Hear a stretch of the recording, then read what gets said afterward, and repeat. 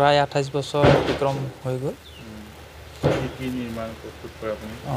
মই নামঘৰত যিখিনি প্ৰয়োজনীয় বস্তু যেনে গুৰুআসন, জয় বিজয়, অনন্ত শয্যা, দশ অৱতাৰ, নামসিংহ, গায়ন বায়ন, শৰাই, হনুমান, গৰুণ্ড আৰু এই লগতেই নামঘৰৰ বা মঠ মন্দিৰৰ যিবিলাক তোৰণো আমি নিৰ্মাণ কৰোঁ।